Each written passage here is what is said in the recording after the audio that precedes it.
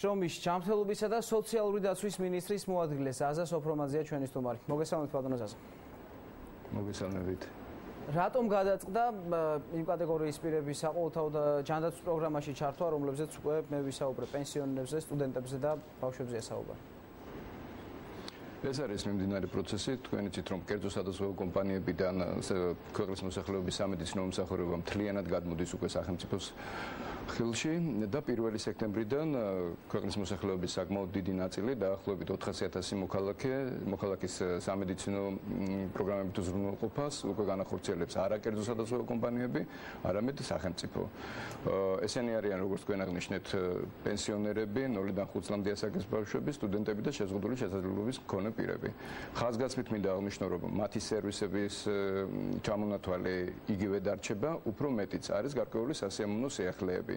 გეგმიური ოპერაციების დროს ამ კონტინგენტის მოცდის პერიოდი ნაცვლად 4 თვისა, რასაც ადგილი ჰქონდა კერძო სადაზღვევო კომპანიების მხრიდან, შემცირდება 2 თვემდე, მაქსიმუმ 2 თვემდე.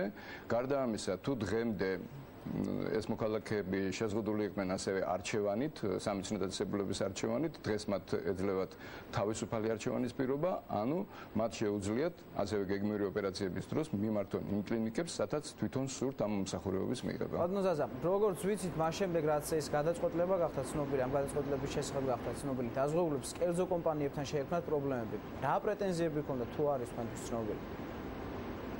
ეს არის ჩვეულებრივი პრობლემები, რასაც ჩვენ ყოველდღიურ ცხოვრებაში ვაწყდებით კერძო კომპანიების მხრიდან და სწორედ ამის გამო, აი ამ პრობლემების გამო იქნა მიღებული ეს გადაწყვეტილება, რაც 1 სექტემბრიდან უნდა განხორციელდეს. ეს არის ის, რომ მთელ რიგ შემთხვევებში ხდება დაგვიანებით სამედიცინო დახმარების აღმოჩენა, მთელ რიგ შემთხვევებში ხდება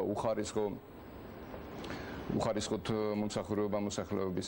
აი ამ მსგავსი პრობლემების აღმოსახრულად ხდება სწორედ ის ცვლილებები. ჩვენ მსგავსი ფაქტები ადრეც გქონდა, თქვენ გახსოვთ, როდესაც მიმდინარე წლის 1 აპრილიდან უმწვევების დაზღვევა მთლიანად გადმოვიდა სახელმწიფოს ხელში, შემცირდა ეს პრობლემები.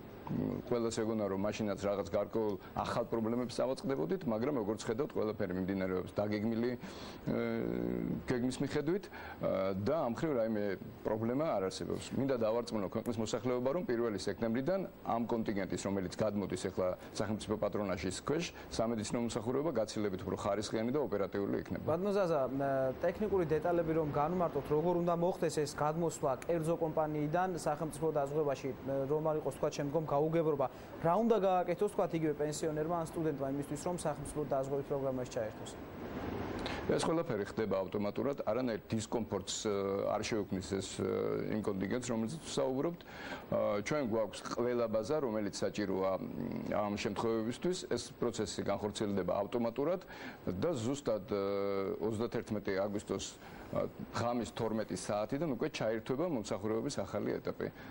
კიდევ მეორე, უმტკივნეულოდ ყველა მოქალაქისათვის. ძალიან დიდი მადლობა. დაყურებელს შევახსენებთ, რომ მინისტრის მოადგილე ზაზა